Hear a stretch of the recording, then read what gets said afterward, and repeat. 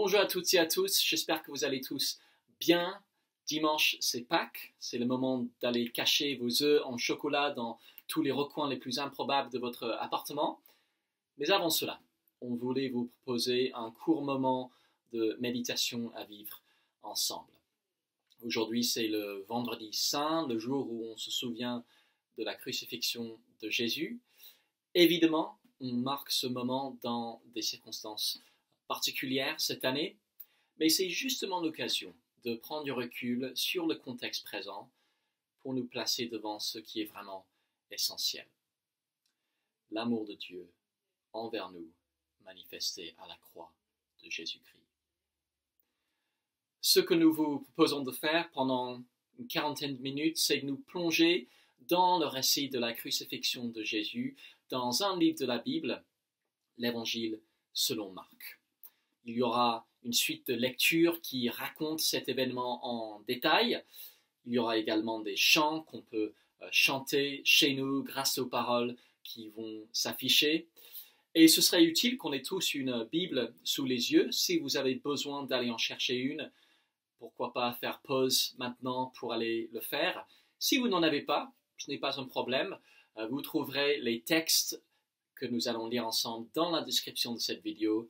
Et il suffit de descendre pour pouvoir les trouver. Avant d'aller plus loin, je vais prier et ensuite je passerai la parole à Charlotte pour notre première lecture. Prions. Notre Dieu, notre bon Père Céleste, merci parce qu'en toutes circonstances tu es bon, en toutes circonstances tu es souverain, tu maîtrises toutes choses. Et en toutes circonstances, tu es à l'œuvre pour le bien de ceux qui t'aiment et qui ont cru en Jésus-Christ. Nous sommes conscients que souvent les tenants et les aboutissants nous échappent totalement, peut-être en ce moment en particulier. Mais nous savons que tu es pour nous et que tu nous aimes parce que nous savons que Jésus-Christ est mort à la croix pour nous. Et c'est pourquoi, au cours de ce temps que nous allons passer ensemble, nous voulons te demander de nous aider à nous rappeler ce qu'il a accompli pour nous, le sens de la croix, ce que cela signifie concernant qui tu es, ce que cela signifie concernant Jésus et ce que cela signifie pour nous aujourd'hui. Au nom de Jésus. Amen. Bonjour, je vais vous faire la lecture. Nous lisons Marc, chapitre 15, versets 1 à 15. Marc, chapitre 15, versets 1 à 15. De grand matin, les grands prêtres tinrent conseil avec les anciens et les spécialistes des Écritures et tout le conseil suprême. Ils firent ligoter Jésus, l'emmenèrent et le livrèrent à Pilate. Celui-ci l'interrogea. « Est-ce toi, le roi des Juifs ?» Jésus lui répondit, « C'est toi qui le dis. » Les grands prêtres multipliaient les accusations contre Jésus. Pilate l'interrogea de nouveau, « Tu ne réponds rien ? Tu entends toutes les accusations qu'ils portent contre toi ?» Mais Jésus ne répondit plus rien, de sorte que Pilate était étonné. À chaque fête, Pilate relâchait un prisonnier, celui que la foule demandait. Or, un homme appelé Barabbas était en prison avec des émeutiers qui avaient commis un meurtre lors d'une révolte. La foule monta chez Pilate et se mit à lui demander d'agir envers eux comme il avait coutume de le faire. Pilate leur répondit « Voulez-vous que je relâche le roi des Juifs ?» Il savait bien, en effet, que si les grands prêtres lui avaient livré Jésus, c'était par jalousie. Mais les grands prêtres soulevèrent la foule pour que Pilate leur relâche plutôt Barabbas. Pilate reprit « Dans ce cas-là, que voulez-vous que je fasse de celui que vous appelez le roi des Juifs ?» Ils lui répondirent en criant « Crucifie-le !» Pilate leur demandait « Quel mal a-t-il donc commis ?» Mais ils crièrent encore plus fort « Crucifie-le !» Pilate voulut contenter la foule et leur relâcha Barabbas. Puis il fit frapper Jésus à coups de fouet et le livra pour qu'il soit crucifié.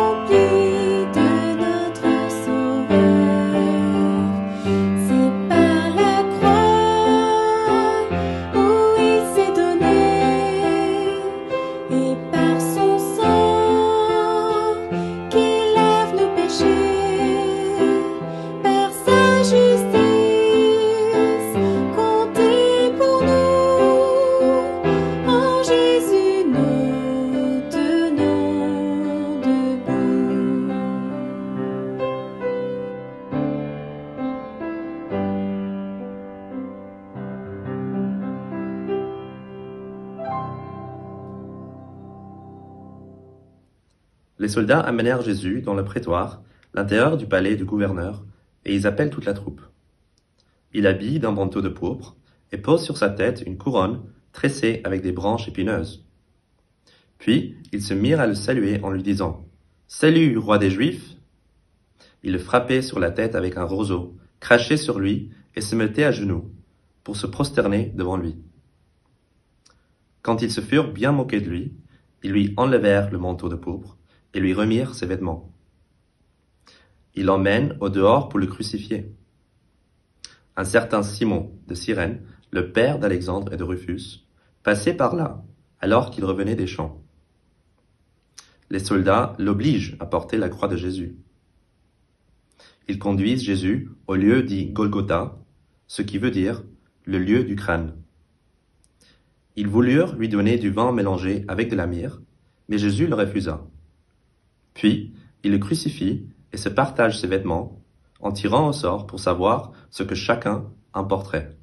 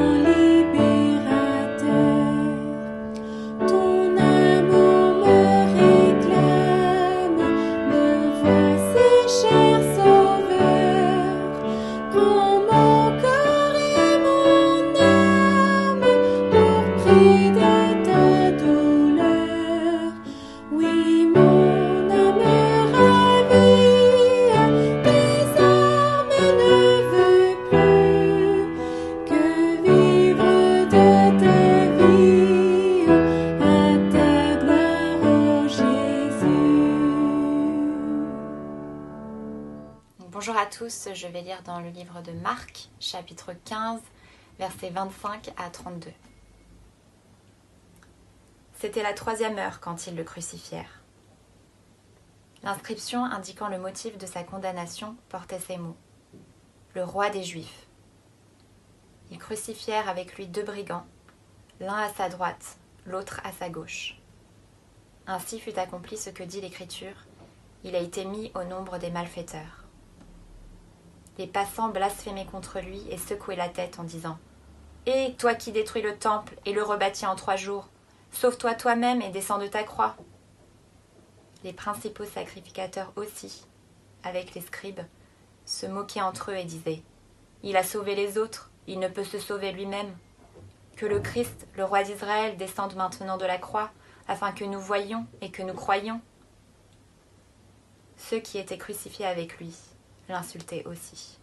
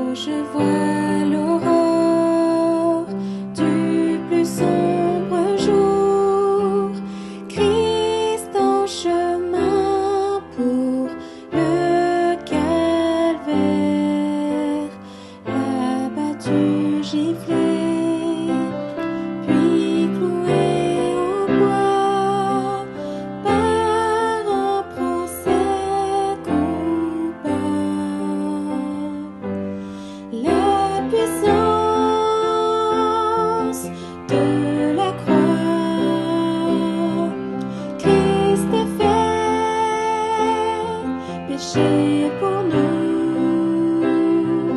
Prends celui, la colère, sa croix nous donne le pardon.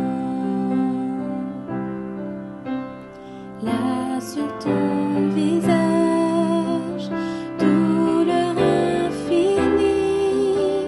terrible poids de nos péchés, ton front couronné de nos actes impurs, de nos pensées mauvaises. La puissance de la croix, Christ a fait péché pour nous. Prends celui, la colère, sa croix nous donne le pardon. Vois le jour s'enfuir, vois le sol qui tremble, le Créateur courbe son front. Vois le déchiré, mort ressuscité, il crie c'est accompli.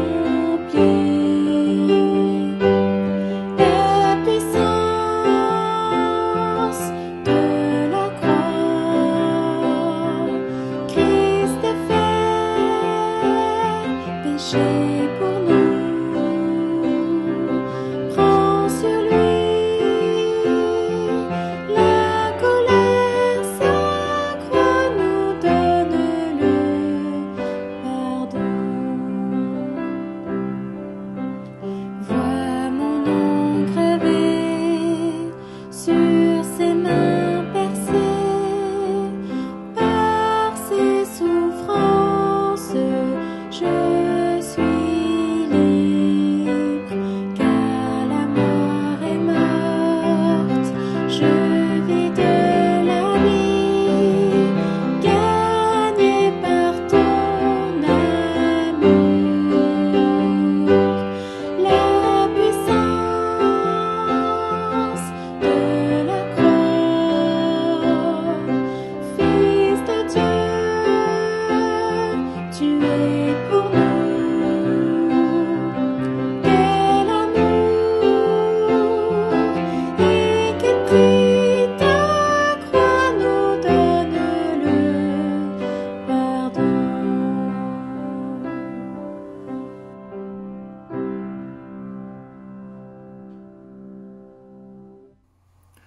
Nous lisons dans l'évangile de Marc, chapitre 15, versets 33 à 41. À la 6e heure, il y eut des ténèbres sur toute la terre jusqu'à la 9e heure. Et à la 9e heure, Jésus s'écria d'une voix forte, « Éloi, Éloi, lama sabachthani » ce qui se traduit, « Mon Dieu, pourquoi m'as-tu abandonné ?» Quelques-uns de ceux qui étaient là l'entendirent et disaient, « Voyez, il appelle Élie. » Et l'un d'eux courut, remplit de vinaigre une éponge, la fixa à un roseau et lui donna à boire en disant, « Laissez, voyons si Élie viendra le descendre. » Mais Jésus jeta un grand cri, puis il expira. Le voile du temple se déchira en deux, de haut en bas. Le centurion, qui se tenait en face de Jésus, voyant qu'il avait expiré de la sorte, dit, « Cet homme était vraiment le Fils de Dieu. » Il y avait aussi des femmes qui regardaient de loin. Parmi elles était Marie-Madeleine, Marie, mère de Jacques le mineur, de Jose et Salomé, qui le suivaient et le servaient lorsqu'il était en Galilée, et plusieurs autres qui étaient montés avec lui à Jérusalem.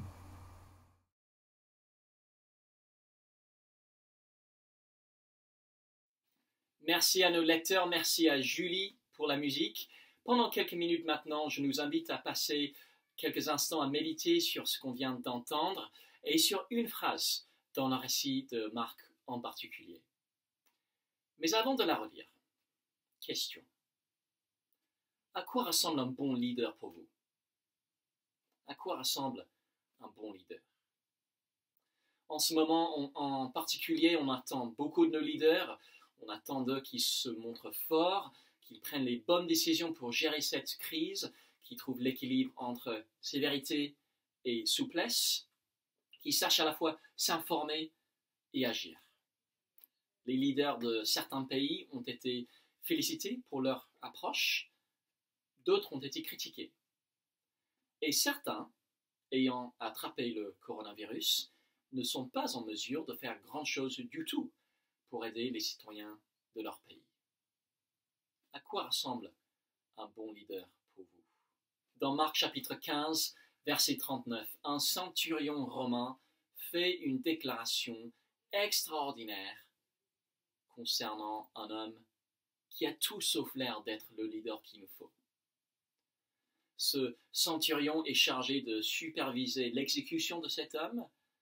Il voit comment il meurt, et puis il dit quelque chose d'extraordinaire. Cet homme était vraiment le Fils de Dieu. Cet homme était vraiment le Fils de Dieu. Il était vraiment le leader, le sauveur, l'homme providentiel, envoyé par Dieu et dont on a besoin. Et ce soir, j'aimerais d'abord qu'on note combien c'est improbable. Parce qu'à la croix, Jésus ne ressemble absolument pas au leader qu'il nous faut. Mais j'aimerais qu'on voit aussi qu'à la croix, Jésus montre qu'il est vraiment le leader qu'il nous faut. Imaginez que nous sommes à quelques semaines d'une élection présidentielle. Un débat télévisé entre les candidats va avoir lieu. Le soir du débat, les candidats prennent place sur le plateau télé. Le maquillage est retouché. On vérifie que les cravates sont droites.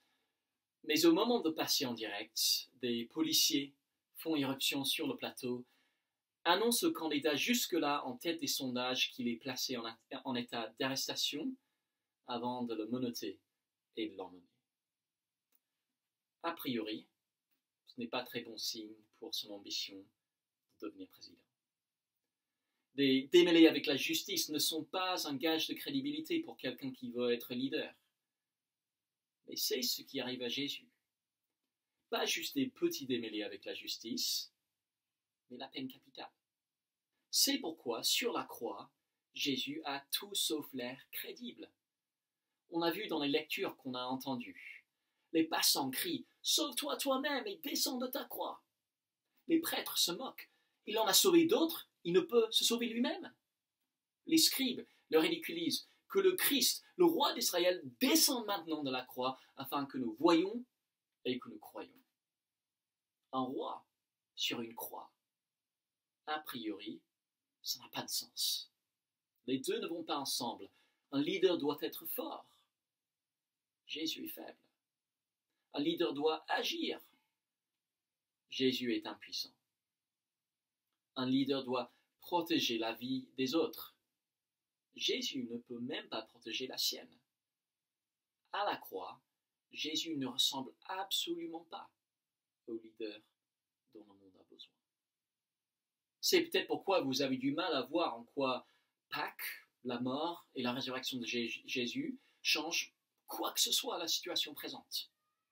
Un homme qui meurt, dans un contexte où on ne supporte plus d'entendre parler de mort, on en a assez, on en a marre d'entendre le bilan tous les jours, ça ne paraît peut-être plus déprimant qu'autre chose. On veut un homme fort. On veut un chef qui va agir. On veut quelqu'un qui va améliorer notre quotidien. Mais à la place d'un leader qui soigne, on a un homme qui saigne. Et même si on se présente comme étant chrétien, souvent ce qu'on veut vraiment, si on est honnête, c'est un roi qui réglera nos problèmes dans le présent. Un leader qui souffre, un leader qui saigne, un leader qui meurt, pas sûr qu'il corresponde à nos attentes habituelles. Mais si on lutte pour voir la pertinence de Jésus aujourd'hui, il y a 2000 ans, quand il est mort, c'était exactement la même chose. Disons-le clairement, à la croix, Jésus ne ressemble pas au leader qu'il nous faut. Pourtant, si on a les yeux pour voir, on verra qu'à la croix, Jésus montre qu'il est vraiment le leader qu'il nous faut. Ces paroles prononcées par ce centurion romain, cet homme était vraiment le Fils de Dieu, paraissent improbables, totalement improbables. En fait, elles sont totalement lucides. Je me demande si vous avez remarqué les ironies dans ce récit. On crie à Jésus « Sauve-toi toi-même et descends de ta croix !» Alors que si on a suivi le récit depuis le début, on sait que Jésus est venu précisément pour le moment de sa crucifixion. On se moque en disant « Il en a sauvé d'autres, il ne peut se sauver lui-même !» Mais Jésus avait dit que c'était justement pour sauver d'autres qu'il n'allait pas se sauver lui-même. On dit que le Christ, le roi d'Israël, descend maintenant de sa croix afin que nous voyions et que nous croyions. Mais Jésus avait clairement enseigné qu'un des signes de sa royauté, un des signes qu'il était le leader qu'il nous fallait, ça allait justement être sa crucifixion. Les ironies sont partout. Ce qui semble disqualifier Jésus, c'est en fait la preuve de sa légitimité. Ce qui semble décrédibiliser, c'est ce qui montre son authenticité. Il faut simplement avoir les yeux pour le voir. Vous voyez, le bon leader, c'est toujours celui qui a le courage de se confronter aux problèmes les plus importants de ceux dont il a la charge. Et la Bible dit clairement que notre problème le plus important, c'est notre relation brisée avec notre Créateur. C'est ce qu'elle appelle le péché. Elle dit que tous nos autres problèmes, que ce soit le Covid-19, une crise économique, ou tous les autres problèmes qu'on a déjà connus dans l'histoire ou qu'on connaîtra à l'avenir, ne sont que des symptômes d'un monde déréglé à cause de cette relation brisée avec Dieu. Que les conséquences de notre rejet de lui. Peut-être que pour vous, le péché n'est pas un concept très réel. C'est du jargon religieux. On parle de péché mignon pour une petite faiblesse. Le mot péché n'est peut-être pas un mot qui vous parle. Mais bien compris, comme le rejet conscient de notre Créateur, on découvre que le péché a un taux de contamination de 100% et que ses conséquences sont extrêmement graves. Mais c'est ce problème-là que Jésus est venu réparer. Les ténèbres qui couvrent le pays quand Jésus est sur la croix symbolisent le jugement de Dieu qui tombe sur lui à cause de notre péché. Son cri « Mon Dieu, pourquoi m'as-tu abandonné ?» montre que le pire supplice que Jésus subit n'est pas les clous, c'est la colère de son Père contre le mal. Et quand Jésus pousse son dernier souffle, le voile du temple se déchire de haut en bas, le signe que ce qui nous séparait de Dieu, l'obstacle créé par notre péché, a été enlevé. À la croix, Jésus meurt pour régler notre problème le plus important. Cette mort qui semblait le disqualifier, c'est en fait ce qui montre que Jésus est le leader qu'il nous faut. Nous avons tous tendance à penser que les problèmes les plus graves sont ceux qui paraissent les plus pressants, ceux qu'on voit en regardant le JT ou en lisant les infos. Et puisque Jésus n'a pas fait disparaître ces problèmes-là, c'est tentant de penser qu'il n'a rien changé. On veut quelqu'un qui résoudra les problèmes du moment. Mais Jésus n'est pas venu pour résoudre les problèmes du moment. Il est venu pour résoudre notre problème par excellence, le péché. Dieu aurait pu envoyer dans le monde un médecin qui soignerait toutes nos maladies dès aujourd'hui. Il ne l'a pas fait.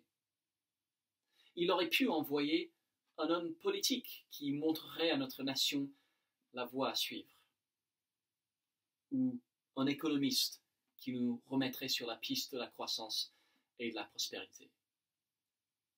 Mais Dieu a plutôt envoyé un sauveur dont la mort rendrait possible le pardon des péchés, la paix avec lui et la perspective d'un avenir éternel dans son royaume. À la croix, Jésus montre qu'il est vraiment le leader qu'il nous faut. La question qui se pose à nous, c'est donc, avons-nous les yeux pour le voir? Une chose qui frappe avec ce centurion qui déclare « cet homme était vraiment le Fils de Dieu », c'est qu'il est seul. Toutes les autres voix qu'on entend dans ce récit sont sceptiques ou moqueurs. Ce centurion est le seul à avoir les yeux pour y voir clair. Toutes les autres personnes ne voient en Jésus qu'un mort parmi d'autres. Et nous, avons-nous les yeux pour voir que Jésus, en mourant sur la croix, montre qu'il est vraiment le Fils de Dieu? C'est facile de rester sceptique. Jésus n'a pas l'air d'un leader, il ne correspond pas à nos modèles habituels et le problème qu'il vient résoudre n'est pas un problème qui frappe les regards. Peut-être que ce qui vous empêche de croire en Jésus, c'est qu'il offre quelque chose qui ne semble pas être en adéquation avec les besoins de notre époque. Mais il y a 2000 ans, beaucoup lui faisaient exactement le même reproche. Sommes-nous ouverts à l'idée que Jésus serait venu résoudre des problèmes beaucoup plus fondamentaux que ceux qui nous préoccupent le plus souvent? Un problème invisible, un problème spirituel, mais un problème tout à fait réel pour autant. Si on est chrétien, ne soyons pas surpris quand beaucoup, nous y compris, peinent parfois à voir la pertinence de Jésus pour notre monde. Dans les circonstances d'aujourd'hui, on peut facilement se demander où il est, ou ce qu'il fait. Mais si Jésus est mort pour les péchés, il a réglé le problème à la racine de tous les autres. À nous de prier pour des yeux qui voient de plus en plus clairement que Jésus est le leader qu'il nous faut.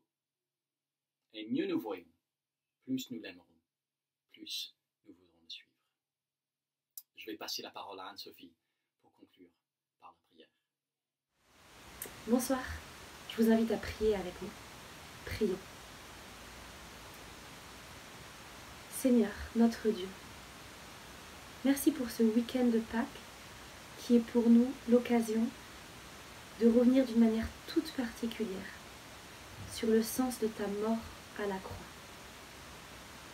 Merci Seigneur, parce que alors que tu aurais pu venir dans le monde pour être servi, tu es venu au contraire pour nous servir et pour donner ta vie pour beaucoup. Merci Seigneur, toi qui avais tout, toi qui étais tout, de t'être humilié au point de venir dans notre monde en tant qu'être humain pour mener une vie qui aboutirait à la croix. Merci Seigneur pour la valeur de ta mort, la valeur de cette croix. Merci parce qu'en refusant de te sauver toi-même, c'est nous que tu as sauvés. Nous qui étions loin de Dieu, ton Père, nous sommes désormais proches de lui. Nous qui étions ses ennemis à cause de notre rébellion contre lui, nous sommes désormais en paix avec lui et ses amis. Merci Seigneur d'être mort à la croix pour nous il y a 2000 ans à Golgotha. Merci pour cette mort qui nous donne la paix, qui nous donne la joie et qui nous donne la vie. Une vie abondante ici et maintenant, mais une vie qui se prolongera même au-delà de notre mort.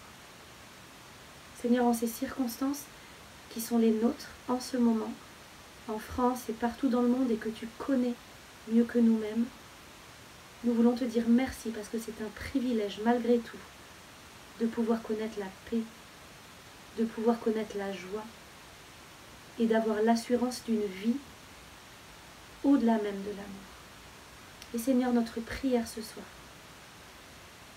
c'est que à la suite du centurion romain, dans les jours qui viennent, dans les semaines qui viennent, beaucoup de membres de nos familles, beaucoup de nos amis, beaucoup de nos voisins, beaucoup de nos collègues puissent comprendre que tu es vraiment le Fils de Dieu. Et qu'en mourant, tu nous offres la vie, la vraie. Et Seigneur, qu'à la suite du centurion romain et qu'à la suite de beaucoup d'hommes et de femmes à travers l'histoire, beaucoup de ceux qui nous sont chers puissent recevoir cette paix qui vient de la mort qui nous réconcilie au Père, cette joie et cette vie éternelle. Merci Seigneur pour le don de ta vie à la croix. Merci pour ta paix, merci pour ta joie et merci pour la vie. Amen.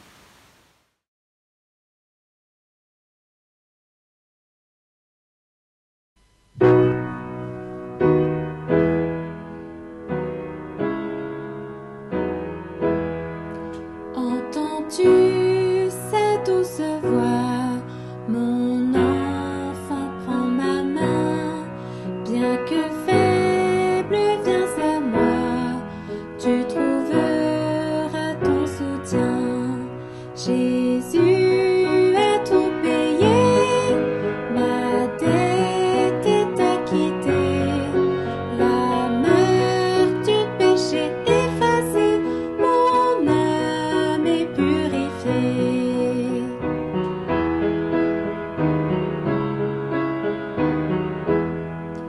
Dénué de tout mérite, mais de grâce comblée, par le sang de Christ j'hérite d'un habit de sainteté. Jésus a tout payé, ma dette est acquittée, la marque du péché effacée, mon âme est purifiée.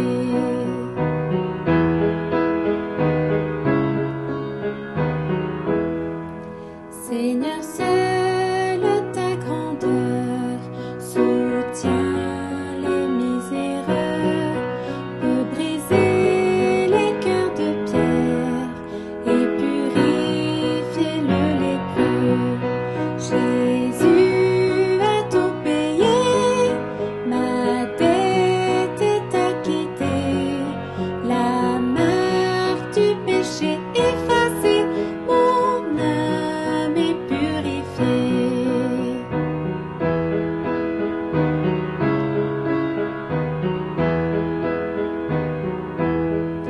Béni sois-tu, Sauveur sublime, ô libérateur de l'abîme. Béni sois-tu, Sauveur sublime, tu m'as racheté de l'abîme. Béni sois-tu, Sauveur sublime, ô libérateur de l'abîme. Béni sois-tu, Sauveur sublime, tu m'as racheté de l'abîme. Au grand jour devant le trône, en lui glorifié, Jésus mourut pour mon âme, à jamais je le louerai. Jésus a tout payé, ma dette est acquittée, la marque du péché effacée, mon âme est purifiée. Jésus a tout payé, ma dette est acquittée, la marque du péché effacée, mon âme est purifiée.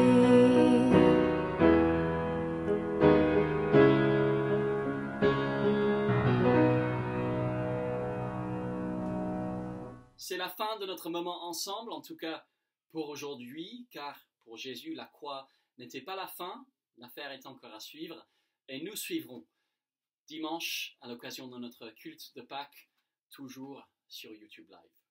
Si vous avez des questions sur quelque chose que vous avez entendu, n'hésitez pas à nous laisser un commentaire en dessous de cette vidéo ou à nous envoyer un email en utilisant l'adresse que vous trouverez dans la description de cette vidéo. Il ne me reste qu'à vous souhaiter une bonne soirée, un bon week-end et à dimanche.